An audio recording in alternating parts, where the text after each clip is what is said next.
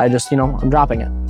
I quit, got comfortable, and I was making, a decent amount of money. Like I was making about $7,000 a month. Where else are you gonna go? You're already at the bottom. It doesn't get any worse from where it is from here. Don't gamble, kids. Yeah, don't gamble. Yeah, we're gonna fail as much as I can, so I can learn as much as possible. And don't put your eggs in all in one basket either. Try as many different things as you can. Most people will kill for $150,000 set salary. But let me tell you, this young man turned it down. We all know that pressure. Take the safe route. Take that paycheck. Do what everybody else expects. But Jetli said no. Homeschooled, determined, he refused to settle for comfort. And that is a mindset that separates dreamers from doers. But without further ado, Jetli. Yeah, man, it's great to be over here. Welcome. Yeah, for sure. Hell yeah. All right. So share a little bit about yourself. Like, how did you get into sales and everything? Yeah, so I actually originally started off, fresh out of high school. I was helping out a buddy of mine with balloon animals, actually. Balloon animals, juggling, that whole like children's entertainment business. Ooh, okay. And so I realized really early on I could do the best juggling tricks and do the best balloon animals and just be the best technically skilled.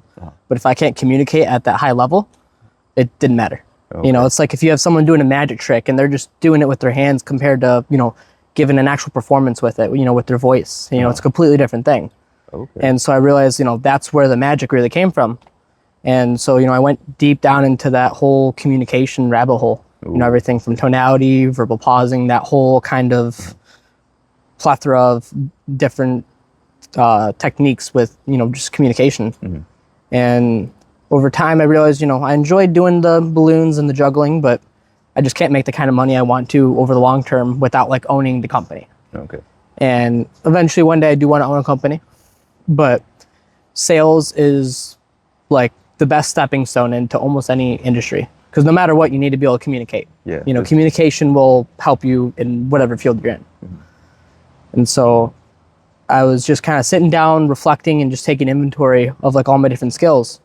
And like the main one that I've noticed I picked up over time was communication. And so I'm like, okay, what kind of jobs can I do that, can give me a stepstone into other avenues down in life later on, keep those options open, while also, just giving me the skills throughout life. Yeah. And overall, it was like, sales just seemed like the most, obvious option. Yeah. And so went, down that rabbit hole, started doing tons of YouTube research and all that, went down that whole time, like little other rabbit hole. Okay, so it was one rabbit hole and then it took you into another rabbit hole. And for sure, like man. This Pandora's box. Where exactly, that's anything in life. You open it and you're like, oh man, what did I get myself into? But yeah, I like how you said like communication is something that we all, like it's a skill that can, if you master it or if you become really good at it, I mean, you can do anything. It opens doors for you. That's one thing that I also really struggled with is just like being able to communicate with other people. And I know a lot of you guys can probably relate, we all have those awkward moments where we're like, oh man, I wish I was better at this or that. But yeah, that is a great skill. Yeah, no matter what industry or job or profession you're in, communication's only gonna ever help you. And sales as well kind of just fits into that. It's like in a job interview, you're selling yourself. Mm-hmm. You getting that job versus someone else, it's whoever they connect with and whoever they think is actually going to be the best fit. The same way if you're selling a product or service, you're competing against multiple other options in the same way that you're competing for a job. Yeah. And that's one thing I've noticed getting into the high ticket sales space in particular. It's there's a lot of great opportunities, but especially when you're a newcomer into the space, you got to prove yourself. You got to sell yourself. That's the first thing you're going to sell. You are the product. Exactly. Okay. Yeah. Especially as a sales rep, it's most people aren't just going to buy, based just off the product. There's millions of great products out there, but that's how you explain the product to them, and then how like your posture and everything. Like, do you seem confident in what you're selling? And I think that's kind of what like sets you apart. Because I've heard many stories of like people who are highly skilled, but they can't communicate and they lack that confidence to be able to speak out. So they a lot of times don't get the job or the part, whatever they want to do. So yeah. I mean, you miss 100% of the shots you don't make, Exactly. Are there any like speakers that you will find like, oh, okay, this guy is really motivational. This I want to kind of live a life that he has, of what he's done. Is there any people that you look up to? I mean, in communication, there's a few that come to mind. The first one is Vin Gan, I believe his name is. Gan. He's pretty popular in the YouTube space. He has like 3 million subscribers or something like that. Okay. And that's what he specializes in, just communication. Yeah. And I believe he was a immigrant from somewhere in Asia. Oh. And so, I know he what you're had to talking about. overcome, not just, just communication in general, but a whole new language. Mm-hmm. And so a lot of his advice was really great. Also, just like the more like confident people, like Andy Elliott, phenomenal speaker overall. Oh, okay. There might be some ethical, things there, but, from a pure communication point of view, no one else out there has more conviction than he does. Oh, okay. The way he carries himself, that extra, extra confidence just radiating, Yeah, I've seen some of his videos and they're fantastic. But like for me, one of the people that got me into getting better at communicating, and then also like what is it? Like small cues that we can make was Vanessa Van Edwards. I don't know if you heard of her. The name sounds familiar. She was the one that kind of opened the gate to like, wow, I can do all these hand gestures, the way that you look, an eyebrow raise, all that stuff. Like, holy crap, I never knew that. Yeah, and for that's sure. what makes you a little bit more charismatic. Yeah. And that it allows you to be more confident, be able to, like you said, you are the product, so you're trying to sell yourself. And whenever you meet anybody, like the first, I think, 3 seconds, someone will be able to tell, I like this person or I don't like this person. Yeah, for sure. So, People, try to, sugarcoat it, say, don't judge a book by cover, but the hard truth is people do. Yeah. Like the moment And so you it's see just what you have to somebody, accept. I like them or don't like them. But Yeah, and forget who I heard it from, but that first like 5 to 7 seconds is what's gonna make or break anything. Mm-hmm. Even if you have a first 5-second terrible first impression, that impression's always going to be there throughout the rest of your relationship with that person. Yeah. And so if you almost kind of think of it as like a meter, it's like okay, your base level is now here. It's like okay, you slipped up at the first 5 seconds. That like extra on guard is up here instead of okay, this person's chill, this person doesn't seem off. Compared to they're very calm, and now it's like okay, they're up here, something seems a little bit off. Yeah. And no matter what, even if you bring that down eventually, it's still going to kind of always lean more towards that higher level. Okay. I love that. You're giving us all the sauce, so I really like it, man. Oh yeah, man. Thank you. Tell us a little bit about like your childhood, like school and everything. Yeah, so I grew up in a Christian household, and I was in a private school from first to third grade. Okay. Very small private school. It was like 12 to 20 kids, like very small school. And there was some issues. Sister was getting bullied and some other stuff. So my mom eventually pulled us out, and we became homeschooled. Okay. And so from third grade all the way through graduation, I was homeschooled. And which to me was the biggest blessing, especially when I started getting those independence, and the freedom in high school. It's like, okay, I'm able to get done with school at 12, 1 o'clock every day, or if I wanted to wake up early, get done even earlier, and just have that freedom to, adjust my schedule how I need to, and, kind of almost similar to how a lot of colleges operate. It's like, okay, I have this class at, 6 o'clock, and then I have this other one later on in the day. You're able to really mold your schedule to how you need it to.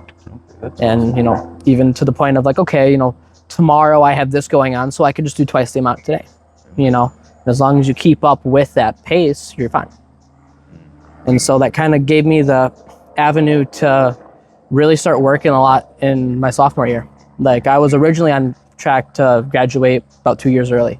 Okay, wow. And then I picked up 2 jobs in the summer. And so I was doing that, school, and everything else. So I was pulling, as like a 16-year-old, I was pulling like 80-hour work weeks. Dang. Yeah, 2 full-time jobs, man. Ooh, that's tough. But yeah, it was tough, but the grind was fun, man. Waking up at 5 o'clock in the morning, getting as much school as I can done before I had to leave for work at 7, and then work from 7 to it was like 5, and then basically go straight from there to the second job, and then work a closing shift at fast food till like 10:30, and then basically rinse and repeat every day, man. Rinse and repeat. Wow, that is awesome. But I do have to ask, like, is there Anything that you regret about being homeschooled? Like, for example, you don't get to be surrounded by all these kids and everything. Did you ever feel like, oh man, I kind of want to try regular school? So, I mean, not really actually. So my church, growing up, pretty much every family in there was homeschooled, except for like one or maybe two families. Okay. And so, we had like a group of, 20 of us, all of us are homeschooled. So we were able to really like, have that still community still compared to, some other, homeschoolers, that's one thing that homeschoolers do get that bad rap about is like, okay, is your child actually socialized? Yeah, that's Which of course there are those, couple. those people. I know, quite a few of them, but there's that spectrum, and when done right, I believe homeschooling is probably the best option, but if done wrong, it's like, okay, now you have this, this kid that hasn't touched grass in 5 years, Yeah, I've met a couple of them, or they're really shy. They struggle a lot in trying to like be out here in the world. That's why I also asked.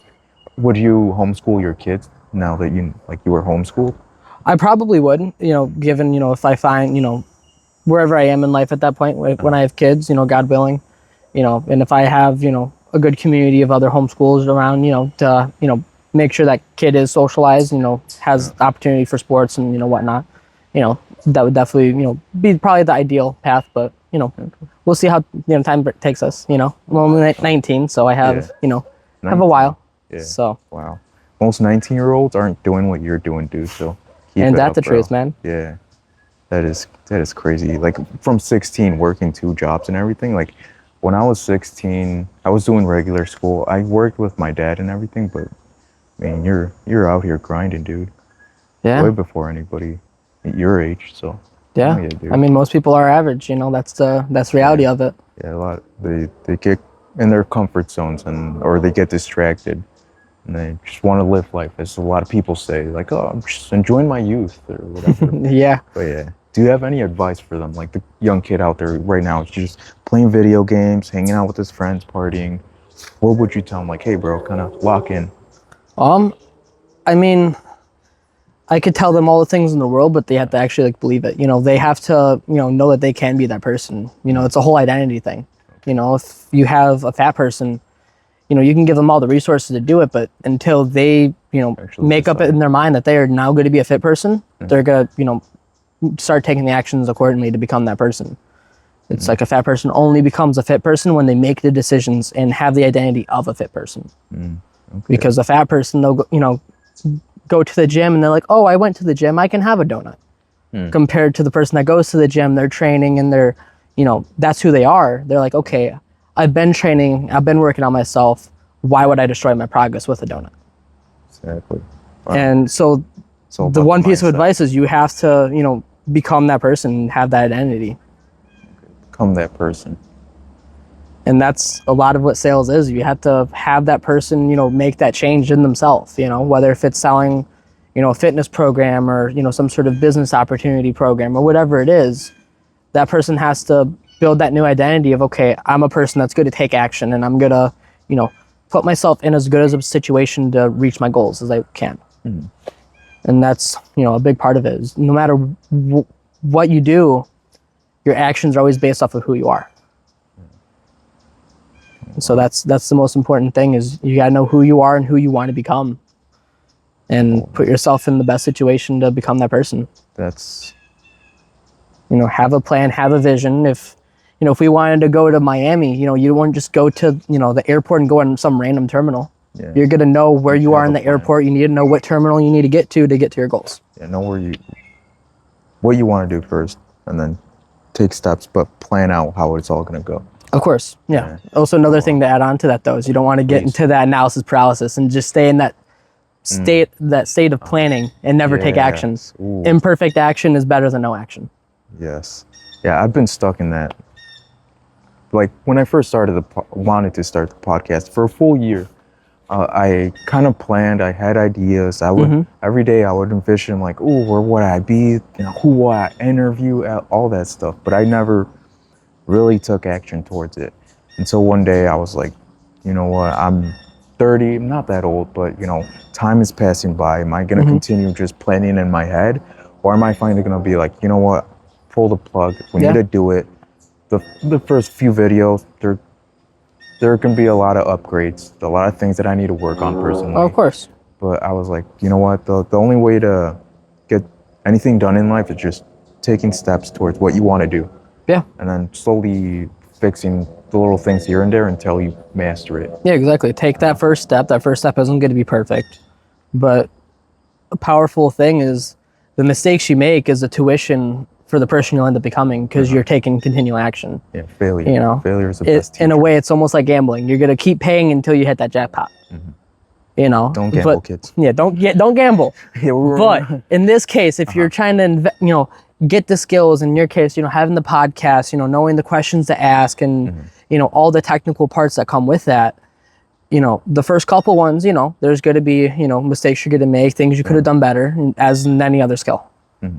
But those mistakes you make are the tuition for the end product that you're going to become and that the podcast will become, or whatever skill that person's working on. That's the biggest thing I've learned is like so many people are afraid of failure that they don't want to take that step. But nowadays is like, I want to fail. These next 2-3 years, I want to fail as much as I can so I can learn as much as possible. Yeah. Because through failure is like the biggest lessons that we get in life. Exactly. Yeah.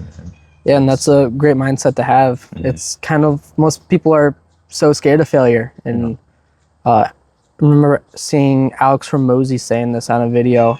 And it was, if you're at the bottom, why are you scared to fail? Where else are you going to go? You're already at the bottom. It doesn't get any worse from where it is from here. Like, and most people think it can get worse, but like, you got to know fear in the specifics and not the vague. Because it's like really like, okay, we're in a day and age that no people really are going to die of starvation, at least in, America, There's enough homeless shelters. There's enough, resources out there. Restaurants. Yeah. There's enough places where, you can survive, you're not going to die of hunger. So at the end of the day, like, what's the worst thing that's going to happen if you start that business or you start that side hustle and it ends up failing and it sucks all your money? What's the worst case? For most people, it's okay, I move back into my parents, or I move to a friend's couch, or whatever that is. Well, guess what? You're still alive. You're still going to have food. And you're still going to live a better life than most people a couple 100 years ago. Exactly. And so don't be afraid to knock that door, make that phone call, make that DM, introduce yourself to that person, especially if you're at the bottom. What do you have to lose? Yeah, it's kind of what we were talking about yesterday. It's like you're broke. Like, what is the worst that could happen? Yeah. Like you're at the bottom. Like, can't really get any worse than that. So just try. At least try. And if at the end of the day you're still broke, but you at least tried, you learned something from it, and you try again. Yeah, and I mean, it's similar to a friend I have. He's trying to figure out where he wants to go in life, and I'm like, man, what are you doing sitting here? Try something. Because he's, thinking of some sort of trade, which is, a perfectly viable option. And I'm like, okay, what kind of trade? And he's not sure because he hasn't really, experimented with a lot of stuff. So it's okay, man, do one, find an apprenticeship, go to a trade school, whatever it is. Worst case is you now have a skill to bridge yourself to the next place. Exactly. So, it's like, okay, worst case, you're out of, you just get out of this trade school, this apprenticeship, and you realize you don't want to do this. You've already spent the money, and you didn't like what you were doing before anyways. And so now you're just still in a spot where you don't like what you're doing, but you now have a higher leverage skill to get you to the next thing. So instead of making $15 an hour, now with this new trade, you can make 25. And so, okay, now you have more funds to be able to put into the next thing. Slowly. Yeah, it's about just building that bridge. It reminds me of Jordan Peterson's quote. It's, if you don't know what to do in life, try something. Do anything. Don't just sit around and expect someone to come knocking at your door and giving you this plan, telling you, hey, just fail. Try this, try that. And like you said, slowly you'll be gaining all these experiences, all this knowledge, that it will soon lead you to where like you truly need to be in life. Of course. So yeah. Yeah, and don't put your eggs in all in one basket either. Try as many different things as you can. It's another Alex Hormozi quote, but do so much volume that it's impossible to fail. Exactly. And especially, in in sales. You know, it's okay, you know, I didn't sell this prospect, but I could try to sell this one and another one and another one. And eventually, if you're reflecting on yourself and you're looking, okay, what did I do wrong? You're going to slowly start, you know, fixing your mistakes. You're eventually going to sell one, you know, and people get into that slum of, okay, you know, I haven't sold someone in, you know, 3 weeks, you know, I haven't made a penny, you know, and it's like, okay, you know, have you been reflecting on yourself? Have you been seeing what mistakes you've been making? You know, I don't know if you've seen a lot of like the Marvel movies, but that's one of the things that Tony Stark, Iron Man, that's one of his main things in the movie is he'll never make the same mistake twice. Ooh, okay. So you want to reflect on yourself, see what mistakes you're making in whatever realm, you know. Sales is an easy one to point out because it's the ultimate self-improvement job in my opinion, because it's no matter what it is, it's something that you did wrong. Yeah. You know, it's no one else's fault that you didn't sell that person. And it doesn't matter what excuse that prospect gave or what mindset that prospect has, you know, you could have done something to help that. Yeah, you could have done something better. Yeah. Always self-reflect. Tell yourself, okay, maybe I said something wrong, maybe the tone of my voice, whatever, maybe you could always try to, you can always do it better. Yeah. So always, like for me, I like to, sometimes when I have a conversation with somebody, I'll actually write it down or do a voice note, be like, okay, this is what I need to work on. I was kind of tired. My voice was kind of low. Yeah, that's I need to awesome. have a little bit more energy. So next time, keep that in mind, John, and just like train your brain. Like, try to always do better, whatever it is you want to do, communication, this, that, your job, all that good stuff. Yeah. That's the best way to learn. Just self-analyze. Yeah, and I bet it's very similar for you with like MMA, you know, because that's another one. If you lost that fight, it's what you did. You know, it's like, okay, you didn't see that right hook, you know, coming or whatever, you know, happened in that fight. You can't just stand still and expect a different result. You got to move a little bit this way, that way, block, whatever it may be. Yeah, man. Yeah, and that's, you know, the definition of insanity is doing the same thing over and over and over again and expecting a different outcome. And so you got to self-reflect, see what you're doing wrong, adapt to it, and keep moving forward. Now, in sales, what has been your biggest like loss or your biggest L up to this point, if you don't mind sharing? Yeah, I mean, there's been a couple. Like one, I don't know if I would fully consider it an L. Like I know a lot of people that definitely would. You know, it's like my first start in sales was at a dealership. Okay. And so I was basically what's called a setter, which is an appointment setter at a dealership, and particularly in the automotive space, it's considered a BDC rep, which is business development center, which is just a fancy term for it. But you're just a setter. You're the person that whenever someone opts in on an ad, calls you, whatever form of opting in they did, from the second that they opt in to the point that they get to the dealership. So you're the person calling, hey, you know, I saw that, you know, you're looking at this Toyota Corolla, you know, I mean, just wanted to see if, you know, you had some time to come check it out, or, you know, whatever intro that, you know, rep has. Okay. And so, you know, I got pretty good at it. You know, I was the top rep over at the dealership I was selling at, and I got in a point where, you know, I got comfortable, and, you know, I was making, you know, decent amount of money. Like I was making about $7,000 a month, you know, so, you know, decent money. And I was getting comfortable, and I wasn't in the spot I wanted to be at. You know, I knew from the get-go that I got into sales, I wanted to sell online. You know, I wanted to have the location freedom, the time freedom, and being able to, you know, have those freedoms in life while also having the high leverage aspect of sales. And so I was getting comfortable, and I got to the point that I just, you know, I'm dropping it. You know, I quit, you know, and they, you know, gave me, you know, even the opportunity as I was leaving to stay and basically have a guaranteed 6-figure job, 100% guaranteed. And you said no. What? And you said no. I said no. Oh, wow. After, you know, 2 nights of walking around in my friend's basement at the time, because in this whole spiel of things while I was working at the dealership the last couple months, and my license ended up getting revoked or suspended technically for like 3 months. And the dealership was about 45 minutes away from my house. Luckily, I had a friend that was about 2 minutes away from the dealership. And so I slept on his, you know, his basement, in his basement. Okay. And so I'm walking around in my friend's basement at like 12 o'clock at night, talking to a friend. I'm doing paces around, you know, the basement. I'm like, man, I don't know what to do. Like, I have this job, you know, that I can take, but I don't feel like it's the right opportunity, and I feel like, you know, the high ticket sales space is the right industry that I want to get into. And I just don't know what to do because I had an offer on the table. It was a more entry level position, and it would definitely be an initial pay cut. But I was just like, you know, talking to him, and he's like, man, like, it seems like the only thing that's actually holding you back is the money.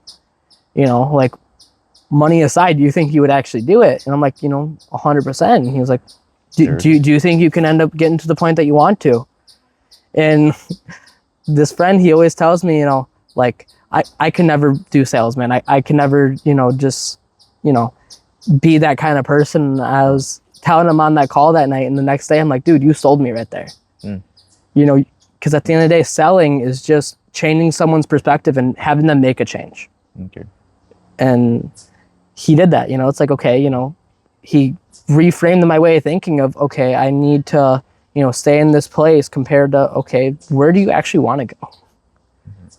And so, you know, right then I quit my job, and, you know, even to this day, like, I get people, you know, why'd you do that, man? There's, you had it going off. Yeah. Yeah. You know, and I'm still in a spot where I'm rebuilding from that, but it's just, you know, it wasn't the spot that I want to be in. And the automotive space is definitely such a dark place as well. You know, it's, you know, you always hear, you know, the used car salesman, you know, the scammer, which, you know, of course there are a lot of those, you know, not all of them are bad, but there's a couple bad apples here and there. Yeah. Yeah. But it's just such a dark space, and I didn't want to, you know, stay in it. And so be part of all that. Yeah. So that would be probably the biggest L. I wouldn't consider it an L, but there's a lot of people that would. Yeah. They'd be like, dude, you're crazy. You get this amount of money, dude. I would have taken it if I was in your shoes. I would have done it. But yeah, at the end of the day, just take risks. And if you truly don't feel like that's where you're led or what you were meant to do, just, bro. Yeah. At the end of the day, it's, pray on it. Be all right, God. Is this for me, or is there something out there bigger for me? Yeah. So, yeah, for sure. Yeah, it's one sermon I listened to a while ago. He was talking about, you know, waiting for God's timing, and, you know, how we try to get ahead of ourselves. And he pointed out, in every single time that we want to do something, God's going to respond in 3 ways. He's either going to go, yes, you can have that, and you can have that right now. 2, it could be, yes, you can have that, but now is not the right timing.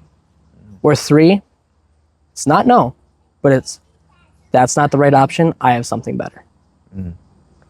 Because God's plan is always going to be the plan for us, no matter what it is. No matter what we think about, his plan is the plan that he's going to guide us towards. Exactly. So it's either, yes, you can have that, and you can have it right here, right now. Yes, you can have it, but you're going to wait a little bit. Now is not the right timing. Or 3, that's not the right option for you, but I have this instead.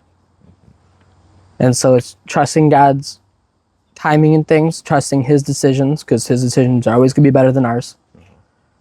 And trying to do as much as you can to put yourself in the position that you want to be in, that you think that God's leading you to. You know, that's what it's all about. Yeah, that's tough. I always want to make all these decisions on my own, what I think. But at the end of the day, I ask myself, is this where God is telling me to go? Like, where is my heart at the moment? And I'll make a completely different decision. And just be led. Allow him to lead you and tell you where you need to go. Yeah, I mean, you know, it says in Proverbs 3:5-6, you know, trust in the Lord with all your heart and lean not on your own understandings, but in all your ways acknowledge him, and he'll direct your path.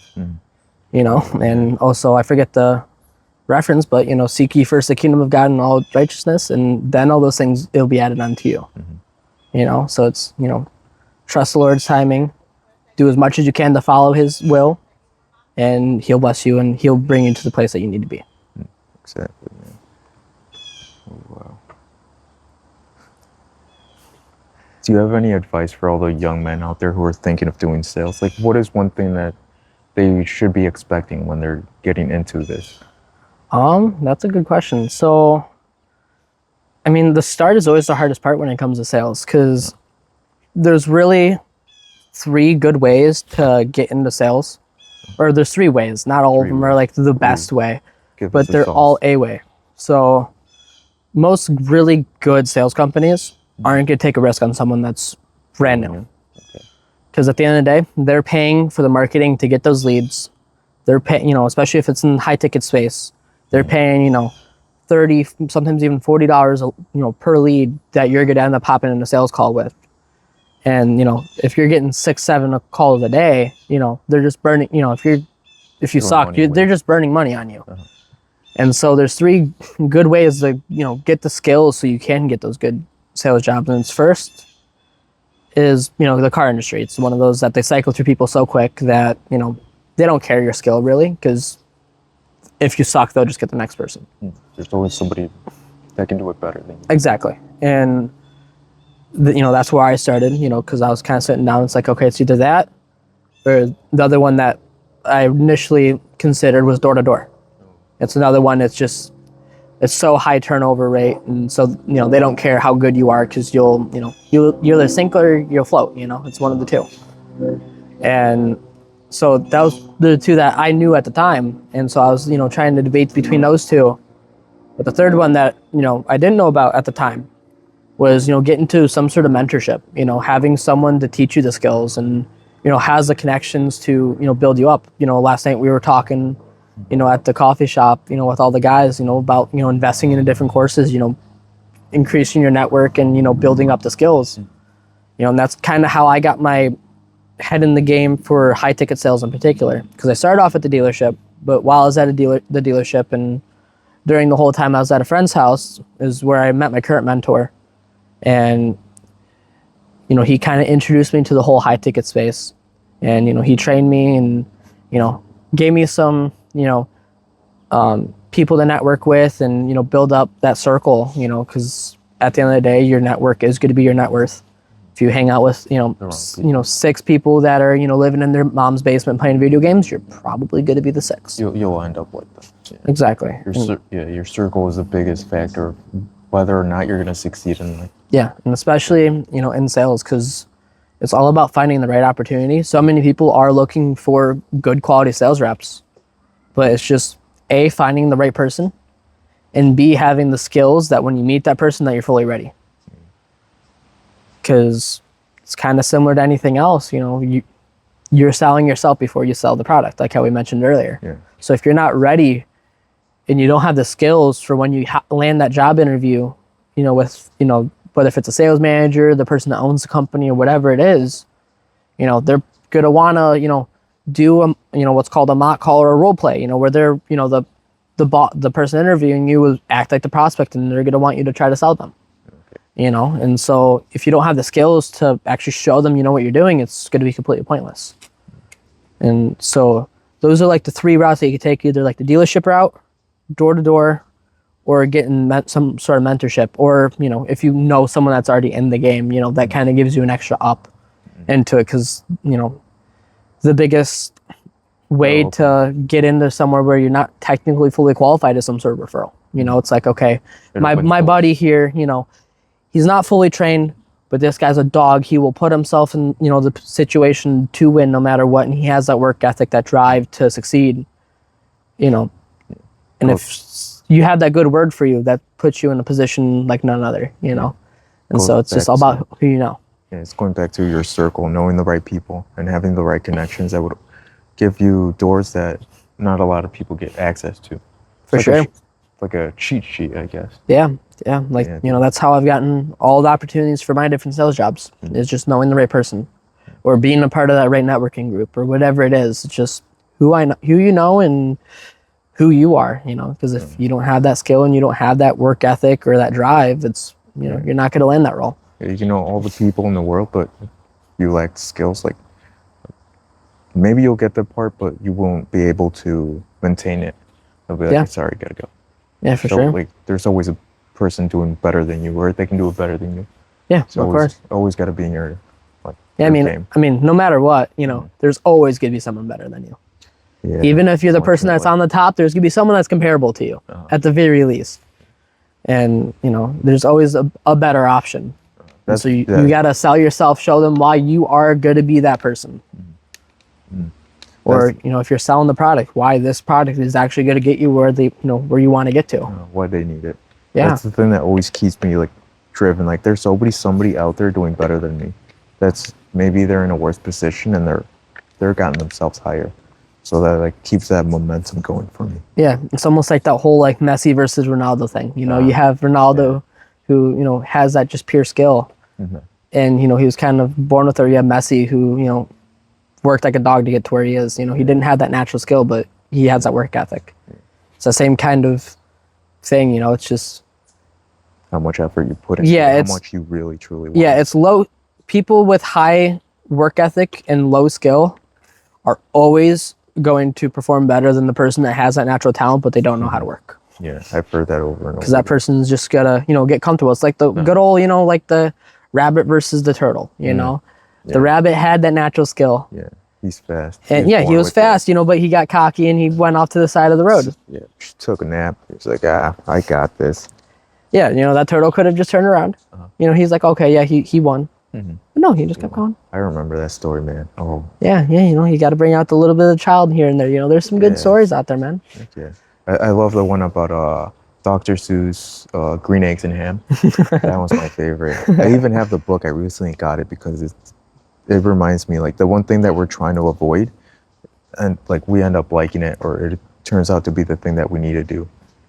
And, like, we're always like, no, I don't want to do that. I don't want to do it. You end up doing it, and you're like, I should have done it years ago. Yeah, people don't grow in the spot that they're comfortable in. Exactly. That comfort zone will kill you. Kind of like how we were talking about last night, you know?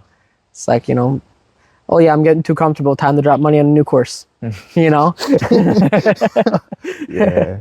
Oh, man. You know, so it's, you know, it's just, you know, putting yourself in a position to fail. People don't grow where they're comfortable. You know? It sucks. Yeah, no matter what it is, whether if it's, you know, our skills or our faith even, you know, the Bible equates our, you know, our faith to like gold being forged in the fire, you know, and being purified, you know. It's very similar to just blacksmithing, you know. If you take, I don't know if you ever watched the show like Forged in Fire. No, I haven't. Okay, it's like this game show where the different contestants will like make and blacksmith like different swords. Oh, okay. And I remember there was this one guy, you know, he made this really cool sword. It was like inspired from like the medieval times, and it was a really cool looking sword. But when, you know, he forged it, and then like you like put it into like the liquid to harden it, and he didn't do that well enough. And so, you know, he put all this work in, but it wasn't tried by the fire enough. And so, you know, you go to swing at, you know, the target and it shatters. You know, it's the same kind of way. If you don't test yourself enough and you don't put yourself in the fire enough, you're gonna fail and you're gonna shatter. So it's all about building yourself up, building up those skills, building up that resilience, the grit, and just putting yourself in the position to fail. But the failures you take is the tuition of the person you're going to be. So. Always constantly be forged in the fire. You know? Yeah. Don't stay in your comfort zone, people. We're giving you some of the best advice that I could possibly think of. Like this guy at 19, right? 19 has a better mindset than I did when I was 19. I'm 30 right now, so I'm actually learning more from you than a lot of people that I know. So, man, I appreciate it, man. For sure. Wow. Let's talk a little bit about faith. Yeah. Man, what has there ever been like moments where you're like, God, I don't want to talk to you. You know what? Nah, you're letting me down. We've all had those moments where we're like, man, God, I don't think this is the right way or whatever.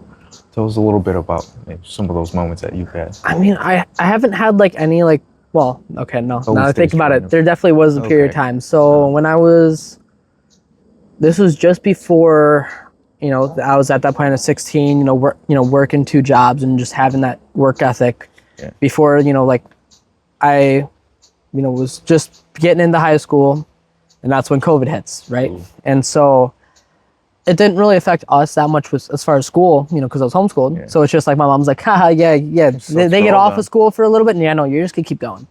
And so it didn't affect us in that way, but I noticed I basically fell in the whole trap of video games and just like getting caught in that, and just addiction in every way. Like I was addicted to porn at that time, and I was, you know, basically that person that's living in the parents', you know, basement and just stuck in everything.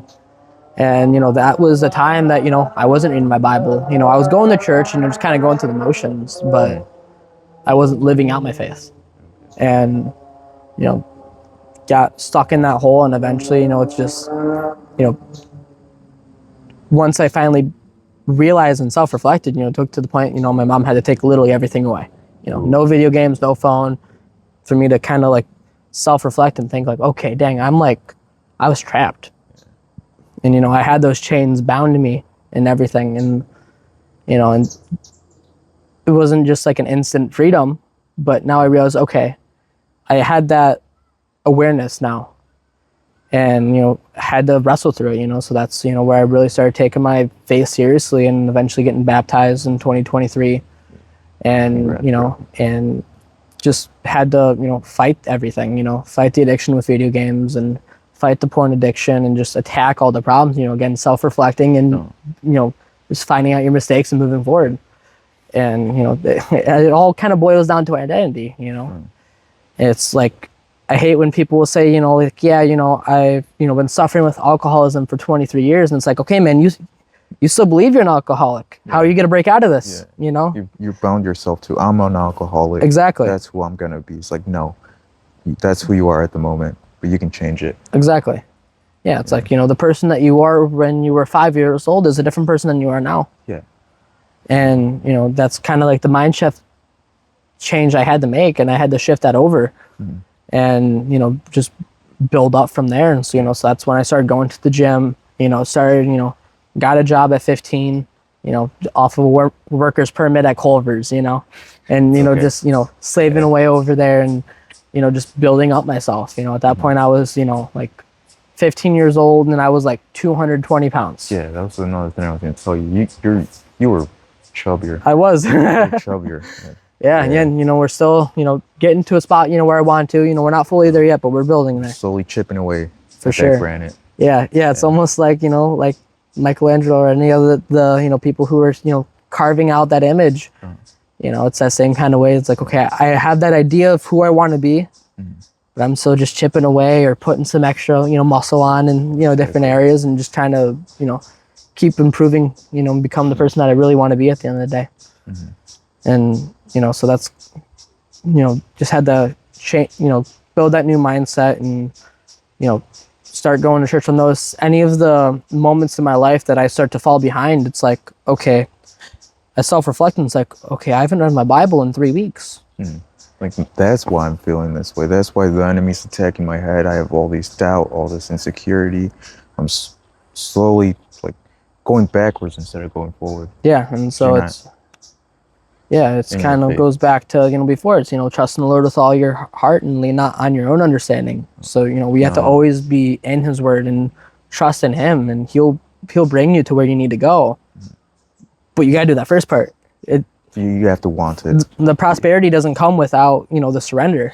You know, the Israelites, you know, walked around in the wilderness for 40 years, you know, and it wasn't until they finally, like, fully surrendered. It's like, okay, here you go. Surrendering. You know, and so it's just that full surrender to Christ, and just focusing on that. Oh man, let's hear an amen on the comments, guys. Oh my goodness. Amen. Amen, bro. Amen. God is good, man. God is good. And I'll be honest, I haven't been to church in a while. Been so focused on trying to make this work, but that's why. Get to church, man. Get to church. And stubborn. The great thing though, it's like, nowadays, we don't have an excuse not to go to church. It's online now. Like, a lot of people have the sermons like online on YouTube, especially. So I'll go back, listen to it online. So even though you're not present, like putting your foot in the church, like, you still watch it. I would challenge you a little bit. It's so good to be in church. It's good to be in church. It's good to have that fellowship. You know, to have the body of believers. Like, I go to basically like a mini youth group, well, not mini, this like youth group over in Rockford, okay? And it's like, church? What? What's the name of your church? So my church is Harvard Bible Church. It's a small church in Harvard, but this youth group is in Rockford, and it's at a buddy of mine's church. And it's called 20s, and it's like people from, you know, graduate to, you know, basically 30. And there's like around like 200 people that meet there. Wow. And, you know, at the beginning of every single time, it's like, okay, guys, you know, we're here to worship, and we're here to, you know, surrender to God. But remember, this isn't a substitute for church. even though that you're having that fellowship. It isn't. It's different from actually being in the Lord's house and, you know, being surrounded by that body of believers, because, you know, you're going to lift each other up. So it's important to have that fellowship. Yeah, whenever you know, your cup's a little bit empty, they can put a for little sure. bit in there. Yeah. So having, you know, online sermons and stuff is always great. You know, I'll be listening to, you know, a sermon, you know, in the car or something like that. I wouldn't say it's a full replacement for going to church though. Okay. So I'll challenge you a little bit on that, my guy. Thank you for calling me out, dude. See, this is why surrounding yourself with the right people, man. They'll call you out when you need to. So yeah. And I'm calling out somebody else. You know who you are. Get yourself to church, bro. Yeah. We need to go. It's been too long. Yeah, find a good church and find a good community to surround yourself around, you know. Kind of like I was saying before, you know, build up that network. You know, have those people in different areas, you know, even if it's not the area that you're wanting to pursue. You know, like last night, you know, we're all in the coffee shop here. You're working on your podcast clips. Kieran's working on the 1%. Everyone's working on their own thing. We're all pushing each other up, though. And so, you know, that's an important part to, you know, remember. You know, I have different people in different areas, and it's like, okay, man, you know, I've been struggling with this. You know, I know this is something that you do. You know, what should I do? You know, kind of like how, you know, you were talking to Hatim yesterday. You know, it's like, okay, man, you know, I've been, you know, kind of doing this stuff with the clips. You know, how do you think I should do it?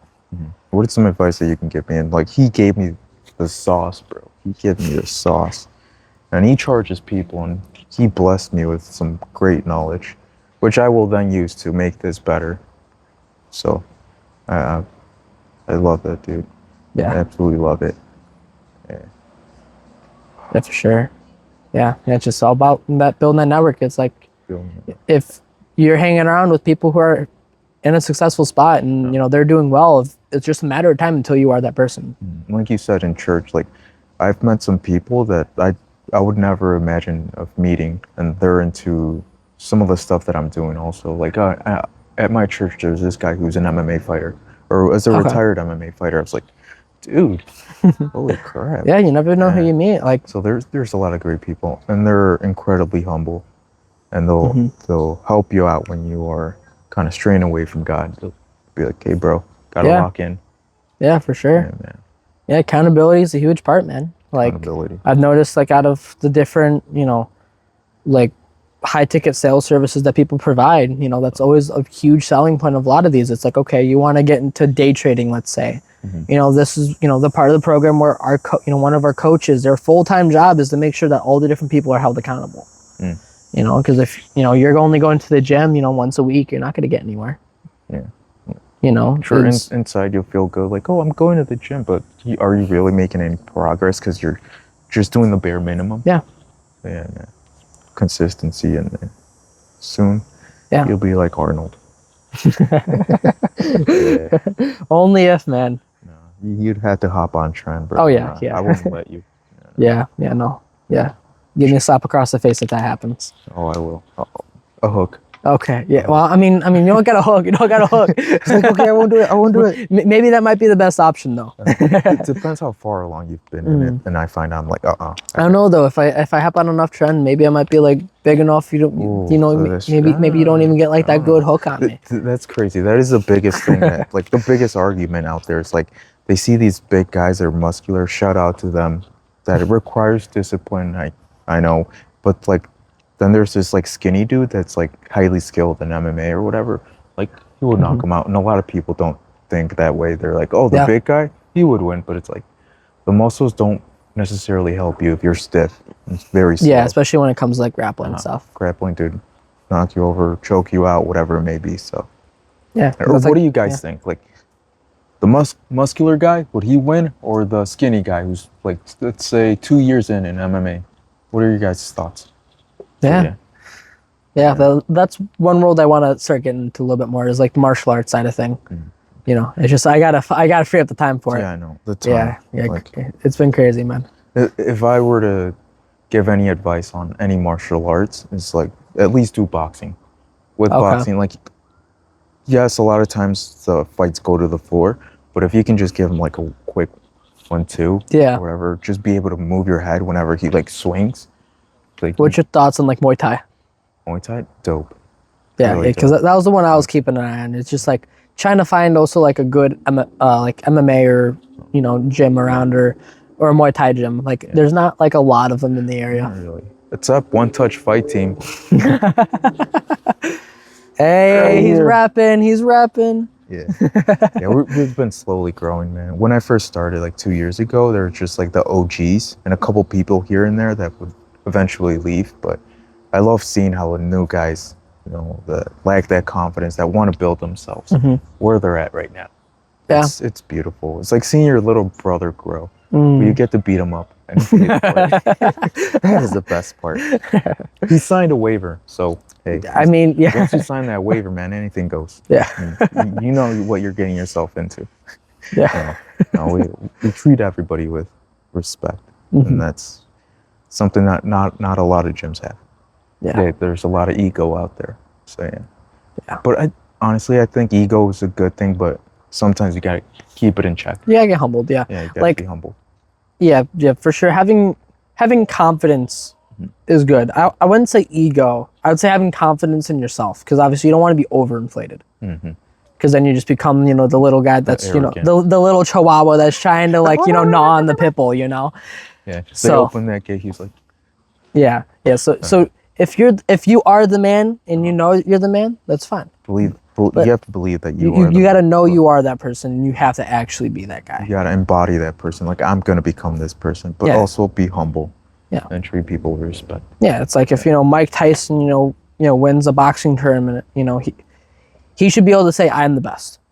I'm the best. I beat all these people, and I wouldn't say that's a bad thing, because he did the work that got him to that spot, and he is in that spot. Yeah, he has that evidence that he did the things that for sure allowed him to say, hey, I am the man. Yeah. And if you are the man, that's great. But if you're not the man and you're like, yeah, I did that when you didn't, it's like, bro, what are you doing? Dude, no. Yeah. Yeah. Absolutely, man. Now, how good of a sales guy do you think you are at the moment? Like, could I give you this cup and be like, sell me this cup of coffee? Or not yet? I mean, if we could run through it if you want. Ooh, okay. I mean, I wouldn't say I'm the best salesman, but I'm definitely getting there. Like, there's definitely people that would lap around me. Like, there's, like the Jeremy Miners out there, or, the people that are, crazy good. But yeah, it's, it's just all about, reframing the decision. It's, most people are just trying to product push, but it's like, for example, if you're selling, fitness, coaching or whatever it is, we'll just say for fitness coaching, it's like, okay, why would you even want to do it in the first place? Most people don't. It's having them shift the mind frame of the money to the actual results. Because instead of thinking for $3,000, you'll get the the training and the the meal plan or whatever it is, it's like, okay, this is what's going to get you to your outcome, XYZ outcome, whatever it is, and, like for you, why is that important? You got to dig to the depths of the actual reasoning. If someone's wanting to get in shape, something is shifted in their point at some point. Which is good. Which is the part that people, had to realize. Like for me, when, I was, addicted to video games, it's that point, like, okay, I realized I was chained to it. And it's the same way, like, if someone reaches out for a fitness program, they realize, okay, something in their life isn't to what they want it to be. And I am almost doing them a disservice if I don't help them get to that outcome. And so it's, selling is something that you do for somebody, not to them. And, it's like if someone goes, for a fitness program and they're, 80 pounds overweight, and if I don't, help them out in that way and, change their mindset to, say, okay, I need this to get me to this outcome so I can lose the 50 pounds or, I can build up the, muscle so I can be the guy that I want to be, I'm doing them a disservice because they're not going to get that outcome. And so it's just about reframing it to, okay, this is why I want to do it. Like I want to be able to, lose 50 pounds so I, don't hate myself when I take off my shirt. Or, I want to build up the, the 20 pounds of muscle so, I can walk around with that kind of confidence knowing that I'm the man that did that. And so it's just about reframing it and just getting them to focus on the results of it. And it's like, okay, this is where we're at right now. this is where we want to get to, and this is what happens if we don't change. It's just selling them is just basically just walking through the decision-making process. It's like, okay, this is where we are. This is what we've done in the past, but it hasn't gotten us to this, outcome. Someone might have, wanted to, lose weight and, they started going on a run once a week, but it hasn't gotten them the full outcome that they wanted. Yeah. And so it's like, okay, so that's kind of got us to this point. What do you think that we actually need to, to actually be able to drop that weight? And, so, for that case, it's like, yeah, I think it's my diet, I haven't been consistent with my diet, and, that's kind of been like the main roadblock. Like I'll go to the gym, 3-4 times a week, but my diet's out of place. You won't see the results. Exactly. Like you do as many reps as you want, but and some people some people it's just that one thing that's holding them back, and they need either that accountability or that game plan or whatever it is to get them to the outcome. So it's like, okay, we're looking for some sort of diet plan, but for you, like if you actually lost the weight, that 20 pounds that you're wanting to lose, how would that actually affect you? Being that person, and getting them to build that gap in their mind of, okay, like this is where I'm at, but this is where I actually want to get to. And this is where we're at if we don't change. Because people don't just stay in the same spot. People are either gonna go up or they're gonna go down. You're never gonna stay the same exact weight for 2 days in a row. No, it just fluctuates. Your weight fluctuates. Your business will fluctuate in income and revenue. You're not just going to stay in the same spot. And if you stay in the same spot, like other things are going to grow, and then it'll slowly push you down. Yeah, exactly. Everything's in a constant state of change. And so it's like, okay, this is where, we are. If we don't change, we're at least going to stay here, but we're probably going to keep getting worse. This is where we, need to actually get to. And, this is the reason that we want to, like, okay, we want to lose that weight so, we can become the person that we want to be, so we could attract a good quality wife, or whatever their personal reason is. There's always a reason behind of why they want to do something. No matter what you do, whether if you go for a walk, there's some sort of motivation why you want to do it. And so it's just all about finding the needs of the person and building that gap between where they are, where they want to get to, and you're providing your product, service, whatever you're selling as the way to bridge that gap, and that's the root of sales, and that's the basic framework in a nutshell. It's just all about just guiding them through and being the leader in it. Do you actually want to walk us through how would you sell something? Why not? Yeah. So you need to sell me that. Yeah. So Johnny, like, what's making you wanting a coffee in the first place? I know you're wanting some coffee, but why for you? You know what? I feel tired, but I've heard energy drinks are a lot better. Okay. Like, I like the bubbly, so. Okay, you're feeling like tired. Like, how is that affecting you, though? It doesn't allow me to work as well as I wanted to. I need to be alert and awake. Okay, and how has that been like affecting you? Kind of being slower. Oh man, I'm not getting as much work as I need to. Oh, you haven't? No. Oh, and like, how has that been looking like for your business? It's looking bad. I look like I'm being lazy. The boss, I need to impress them. Okay, yeah, I can see how that can, be a bit of a difficulty. And I guess if, you had some, extra energy through your life, like, how would that look like different? Oh man, it will allow me to work better, lock in, and then it can impress my boss. They see that I'm putting in that work. Okay. That I am that guy. Yeah, and I guess, like, what do you think that would, like, do for you as far as, like, being able to impress your boss? Like, what's the end goal? Like getting a promotion or just being able to do more in work? Like, what's the, end goal for you? A promotion, to be honest. If they can see that I can do all this work, that I'm dedicated, that I'm locked in. I mean, if I were to walk and be like, hey man, I'm doing this much, do you think I can get a promotion? Okay. And have we been doing anything to, like, actually, like, get a promotion at the moment? Not necessarily. I'm always tired. I feel like I need to do more. So that caffeine, man, okay, so I guess, like, what do you think you have to do to put yourself in the best situation to actually be able to, get that promotion and being able to have the energy that you need? Sleep better, eat better, figure out a time where I need to lock in, and that energy, once it's in me, I'll be able to go full throttle. Yeah, and I mean, to be fair, isn't that kind of what we've already been doing though? Just trying to fix the other things and, trying to, tweak everything around. And like, would it be fair to say that's kind of like gotten us to the point that we are right now? Yeah. Okay, so would it be completely crazy to say that, we maybe have to try something different to actually, get a different result? Yeah. Okay, and like, for you, like, what do you think you actually need to be able to get there? Is it just, kind of doing what we've been doing? Or is it maybe, getting the actual energy we need?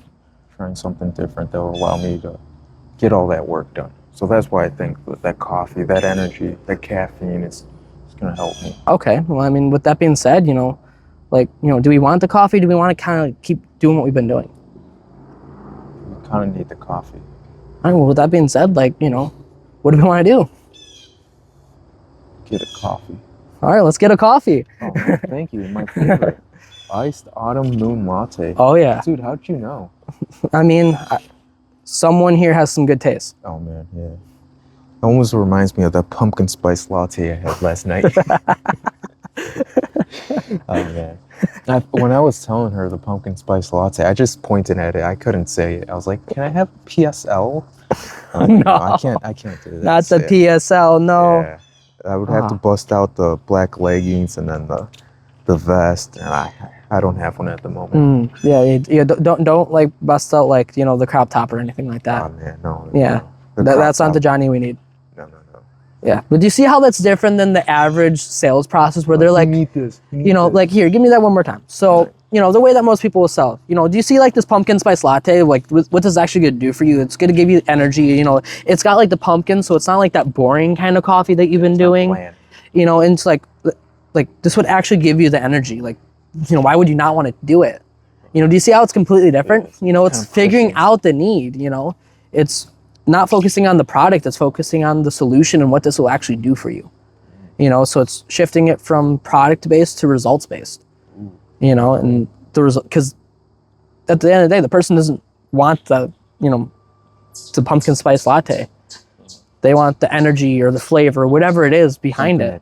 It's the same way, like if someone's going to a fit, it's just the easiest one to point out, that a fitness program, they're not necessarily wanting to lose weight, they're wanting the results because of that. Or if someone goes to the doctor, they're not going there to get checked out. They're wanting to fix the back pain or, the leg cramps or whatever it is that they're going for. So it's just about laying that out and, okay, we've been doing that, it hasn't been working, and we want to get to here, but we're kind of been stuck, where we've been at, and it might even get worse. So what do you think we need to do to like actually change that? And that's when, you create that gap of, we're here, we want to get to here. Our product and service will be able to get you to there. Ooh. So what do we want to do? It's just laying that out.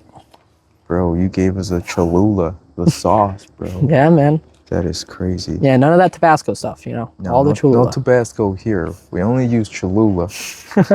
Not sponsored, by the way. Not sponsored, but hey, leave it down in the comments. You trying to sponsor the channel? Wink. One day, man. One day at a time, bro. Yeah. Just like anything, just one step at a time. Yeah, bro. Yeah. That's the thing. It's just taking action on where you are right now, and if it's about taking the advice that you need to get to the next step, and not necessarily to get to $1 million a year. Like if you ask, let's just say Elon Musk, okay, what have you been doing lately to, keep leveling up? His answer is going to be completely different than if you ask a business owner that's doing $100,000 a year. Like, oh, because they're at a different tier in life, and so it's when finding a mentor, finding someone that's, going to keep teaching you to move forward, like obviously, having someone that, is further along with you, you want someone that, isn't worse than you and isn't like where you are. You want someone that's further along, but you want someone that's also fresh enough where it's like, okay, yeah, I was in that point, 3 years ago, or 5 years ago, or whatever it is, and this is kind of what I did compared to like Elon Musk yesterday called in 5 new rockets to be built or whatever it is, Yeah. This like, dude's only building like 1 rocket. Yeah, no one's taking that advice because it doesn't apply to them. And so it's about finding that person that can give you the relevant advice for where you actually are. And, and just finding someone that, still is fresh enough to your situation that they can give you the good advice that you need. Ooh-wee. Yeah, because some people either find someone to give them advice and either they haven't gotten to that point or they're so far past that point that, they can't recall what they did. Which, of course, having that person in that further position is always good to have, because there's definitely advice they can give you that, would be able to help you out. Like Elon Musk might be able to tell you, what thing might be the best next thing to invest in. Or, That's when you listen. You're like, but, okay. but, if you're not wanting to make a rocket company, there's no point in knowing how to make a rocket. What's the point of you knowing how to build a rocket if you're making some other product, like stuffed animals? Like, Yeah, exactly. You need to have the advice. the right advice for what you're trying Exactly. to do. Yeah. So if you want to build stuffed animals, hit up, what is it? Oh, I forgot the name of that. Build-A-Bear or Build-A-Bear, something. yeah. Hit up Build-A-Bear. Yeah. Yeah, for sure. Bro. Yeah, and that's one thing I think a lot of people still are scared to do. Like, it's definitely becoming more mainstream. Yeah. Is, investing in some sort of mentorship or some sort of training program to actually give you the skills. It's either, sure, some people can get there without it. Like, It's going to be a little bit more difficult. it's going to be a lot more difficult. And you're paying for your time, It's either, you're going to fumble around trying to figure out what actually works for, a year, 2 years. Or someone that's been there can give you that nugget that's And going to you'll get save, you like, to the 5 next years. spot. Yeah, exactly. It's like if you look at anyone that's doing anything great, they're learning from somebody else. They're not just kind of winging it. At the beginning, sure, everyone's gonna, try to, do what they can to, get to the next step. But eventually, once you start having some progress and you have some capital to invest in yourself, investing in yourself is the most important part. Don't invest in the S&P 500, invest in the SME 500. Me. Ooh, So, bro. because no matter what, you're either going to be leveraging your time, which is what most of the population does. It's like, okay, you're getting paid $15 an hour for your time, or you're going to get paid for your skills, or you're going to get paid for what you know. And so it's just that kind of transition to, okay, I'm working at this fast food restaurant making, $20 an hour, but now I have enough money where I can invest into, whether if it's some sort of college, for, if someone's wanting to go down that route, or, okay, I want to invest in this mentorship so I can learn how to, day trade or build a business in AI or, whatever it is that they're wanting to do, invest into yourself and the skills that you have. Something a lot of people don't do. They don't invest in themselves. Like for me, for a long time, I didn't invest in myself. I was always trying to work for somebody else or trying to help them grow their business or whatever. Yeah. And it got to a point where I was like, I'm doing all this for everybody or for certain people, and like, when am I gonna do it for me so I can be in better service of others, so I can uplift them and everything? It's like, gotta make that mind shift. Okay, is it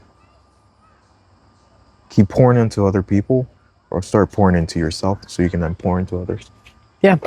And I mean, it's a constant give and take in life, no matter what, and I think it's always best to provide value for people first. It's the same kind of way, if you trust in the Lord, He'll give you the benefits that you need. And that's an important distinction, the benefits you need, not necessarily what you want. But it's similar in life, it's like, okay, if you give people value, they're gonna, end up, giving value back. It's just a kind of psychological thing. Why do you think if, in, someone's Instagram reel for their, marketing funnel, they're giving you value in those videos, whether if it's just pure entertainment or they're giving you some sort of, knowledge that you didn't have, they're giving you that value first, and they're eventually, you're gonna keep watching their YouTube videos or their Instagram reels or whatever it is, and eventually it's like, you know what? They're creating this thing. They're doing this. They're teaching people how to do this. This kind of makes sense. And then, eventually after you give them enough value, it's like, okay, this makes sense to do. I'm willing to invest in them because of all the value that they've given me. Yeah. And, it's that kind of whole give and take. And so it's, giving people the value, and you'll end up getting value back, and trying to keep building yourself up so you can keep giving value. Low key, I think that's kind of what I've been doing, and I didn't realize it. Like just giving value to other people, and now they've been helping me out so much. Like sharing the podcast and everything, liking it, trying to help me grow it. Yeah. Wow. Yeah, I mean that's a lot of people get wrong when it comes to just networking. Like that was one of the biggest things I realized going from an appointment setter to now becoming a closer on a sales offer. And it was just trying to find that right opportunity to start performing. And so it's just trying to find that right company that's, ready to, like, not even necessarily take a chance, but just someone, that's ready to, take on a new person that's, looking for that right person. And it's not just about as many, cold emails as you could send or cold DMs. It's about building a relationship, It's, if you're gonna, marry the girl, you better take her out to dinner first. You're not just gonna go up to propose to some random girl on the street. You're gonna get to know that person. You're gonna, take them out to dinner. You're gonna buy her flowers. You're gonna, provide value to her. Show her like who you are and like what your life is looking like, and then if they're willing to be like, you know what, this person's providing so much value. I want to be a part of this. Yeah. Yeah, and it's the same way as if you're not working with a business owner or you're not working with other people in your industry. You're going to give them value, and it's like, you're going to build a relationship, and you're not just going to ask for something right away. I'm not going to just, message some random business owner on Instagram and saying, hey, I want to work for you, put me on your team right now. It's like, who are you? It's the same way as sales. You're not just going to say, here's a product, buy, give me money. You're going to build that relationship and, figure out their situation and seeing, okay, why would this actually help them? How do they need it? How is it going to help them in their life? Yeah, and people, when they feel understood, they're way more comfortable with you, Okay. It's the same way as if, someone asks, some random person walks up to you and start asking about your relationship, with your girlfriend or whatever. You're not just going to randomly open up to some stranger. It's like, who are you, dude? Yeah, it's like, who are you? What are you doing? What do you want with this information? Compared to someone, that you've known for years is, one of your best friends, and, that they're invested into you and they want the best for you. And it's like, okay, man, I've noticed some things have been going on, is everything okay? It's a completely different paradigm shift compared to some random guy walking up saying, hey, dude, your girlfriend looks upset. What are you doing? It's completely different. It's like, what do you mean, dude? Who are you? Build that rapport. Exactly. And so it's just, give that, it circles back, give that value. And it's just putting that person in the best situation that they can. Jetli, bro. You're opening minds, making all these mind shifts that I know people are going to take. And if you don't, man, like we said, you either are going to go down or you're going to excel and build yourself up. Yeah. So yeah, it's about accepting it. Like people can just accept your flaws. Yeah, and it's just accepting who you are, and accepting who you are and figuring out who you want to become. Because like I said at the beginning, when I was overweight and, addicted to video games, pornography, and like everything else, I'll hear advice, but I'm not going to take it because it's just, I wasn't at that point where I'm ready to start, and it's just, you have to build up enough pain to the point that, okay, I need to change. And that's similar in sales, it's like a fat person's only going to become fit when they make the changes of a fit person, but the changes only start when the pain of staying the same is greater than the fear of changing. Because so many people are afraid of, the unknown. They're scared of, okay, if I invest into this online course to learn how to X, Y, and Z. Day trade or drop ship or whatever online business model it is, it's like, okay, I don't know what that's gonna, where that's gonna take me. But if someone is, in their situation that they're not happy, it's like, okay, I really don't want to stay here. Me staying here means I have to move back in with my parents, or I have to do this, do that. But what I can do is I can put myself in the best situation to put myself out of here, invest in the skills or whatever it is. And so you got to make that shift. And that's what sales is. That's what change is. And whatever it is, it's a decision. It's It's the same kind it's any change or decision you make in life. You know, you're gonna open up the fridge when the pain of being hungry is more than sitting on the couch. You know? Whatever change there is, there's something behind it, like how we mentioned earlier. And so, you know, whatever it is, it's just you gotta make that shift. The thing that sucks for us guys, like we wait till we're in so much pain till we're like, okay, yeah, something needs to change. I wish it was different, but like sitting in that pain, that's where you kind of self-analyze. You're like, oh man, my life's not going the direction that I needed to. So something has to change. And I mean, it's very similar to like if I put like Usain Bolt on a running line, you know, if there's a little fat chubby kid, right?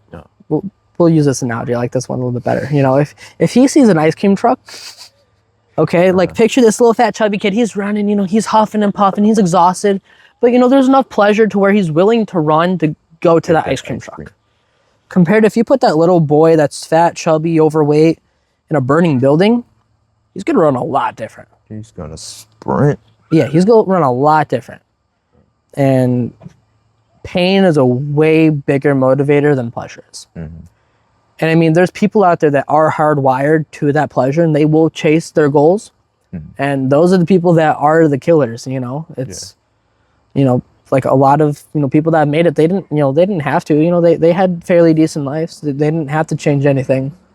But that just wasn't who they were, you know. They want to get to that goal. They want to, you know, have that silver coin at the end of the, you know, race. And they're ready to do whatever it takes to get to that point. And it's just having that discipline. You know, people rely on motivation. Motivation comes and goes.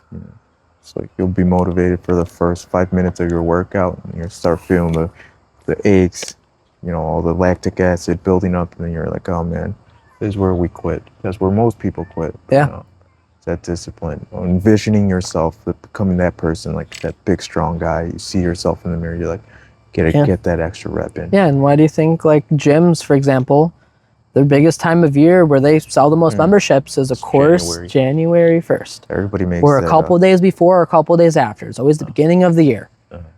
Everybody's like, oh, I feel motivated. Exactly. It's the beginning of the year. That beginning of the year rush. And they're like, okay, new year, new me. That motivation's up here, right? And it's going to slowly drop off. They either keep that membership and they're just paying for it on the side, but they're not going. Because most of them, you have to go to the gym, they cancel it anyways. And so they're just keeping that, or they cancel the gym membership. They're not going. They don't get the results they want, rather. And compared to the person that's disciplined, they know where they need to get to, and they do it even when they don't want to. And because discipline's doing what you need to and doing it like you love it, you know, even if at the moment you don't want to. My favorite quote is from Jocko Willing: discipline equals freedom. Yeah. And just like that, bro.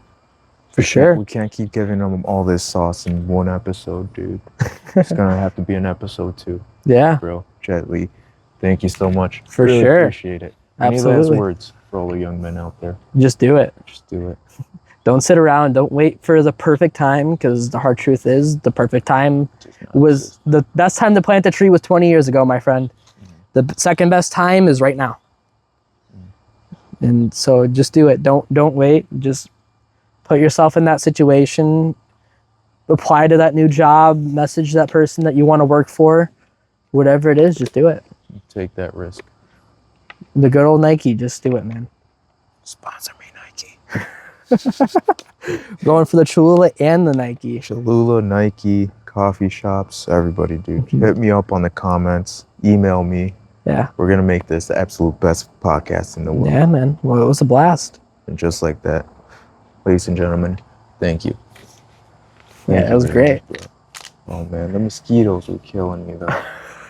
Yeah, man. Like they're flying. You're like flying, face. Yeah. I was low-key just trying to be like, eh. Yeah, I was like trying to do a little like one of those, or yeah. Dude, oh my goodness, it sucked, but it was nice. It was really nice, bro. For sure. Thank you so much, bro. Absolutely, yeah, it was I great. didn't know you had like all this knowledge. I knew a little bit about you. Like I was like, oh, this kid's cool. Like he sales, making all this money. I gotta get to know him. But now I'm like, wow, this dude's mindset is like. And then the coffee part, I was like, dang. Yeah, bro. Yeah. Spilled so much knowledge.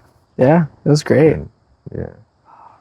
In a way, I feel like you're better than me because of everything you know, the way you present yourself, the way that, you know, what you've done. Nah, I ain't better than nobody, man. Yeah, at the end of the day, we're all the same. Just the actions and the way that we think is what separates us from everybody else. Yeah. Yeah. Bro, Yeah. thank you so much. Where you keep climbing. The top. Mount Everest. Yes, man. Mount Yes, Everest. Then I'm gonna build a tower to go up high. Ooh. Yeah. Ooh. At the end of the day, when I die, I want to know that like, I did absolutely everything that I could to uplift people, and that I lived a good life. And also, like, when I look at God, He's like, you know, like David Coggins said this. The day that I die, I want to be up there with God. You know, He looks at this list. He said, you know, you're supposed to do this. You're supposed to do this, this, and this. You did that, but man, you did this, and then you did this, man. You're down there just to do this much, and you did this much, man. And I love that because I always try to do more. Always try to do better. Yeah. Whatever it may be. Yeah.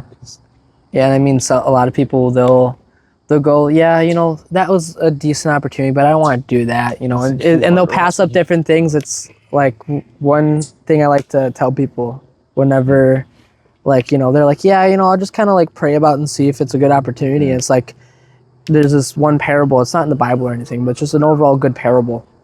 And there's this man. He was in a flood, and he, you know, it started flooding. And the, you know, town told everybody to evacuate. And this guy's like, no, God's going to protect me. God's got my back. Which, of course, he does.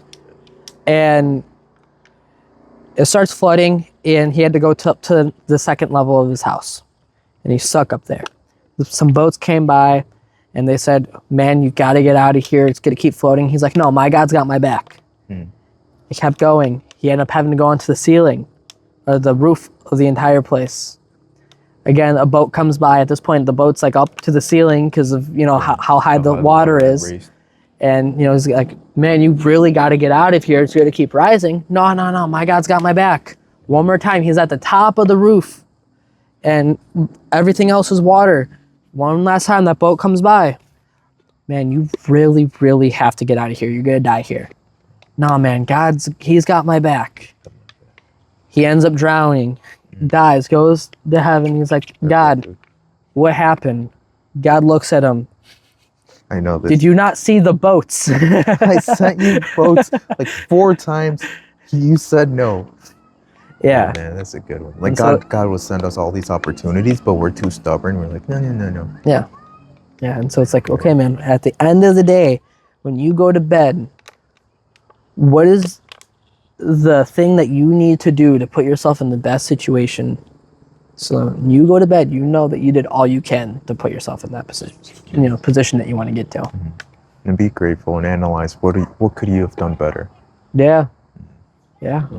Thank you, bro. Yeah. It's getting chilly. Got anything planned for the rest of the day? Not really, no. I'm probably just gonna hang out with the family a little bit. Nothing too crazy. So I know I like to keep Sundays pretty chill. Like I think later today I might hop in a quick call with the owner of the business that I'm gonna be starting on tomorrow. Okay. So just getting the last couple things ironed out real quick. So just like getting the scripts and stuff like that, what they use. So I can get an idea of. What is the name of the business? It's called Peak Prep. So they have like 50,000 on Instagram or something like that. So yeah. Best of luck. Yeah. Best of luck, bro. Yeah. Wow, Jetli really shared some good stuff with us. Having that right mindset, surrounding yourself with the right people, and always having faith. But I need you to do me a favor. I need you to share this with somebody that you know. There's somebody out there that needs to hear this. I know, don't just keep it to yourself. There's some really good sauce in this one. And if you haven't already, make sure to hit that subscribe button. The more that I grow this channel, the more men who I can help out there. And that is my goal for all this, to help those men who are in need, who are in a dark place right now, to help inspire them, to help them get off their butt and try to do something meaningful and impactful in their lives. And like always, remember this, your past does not define you, your journey does.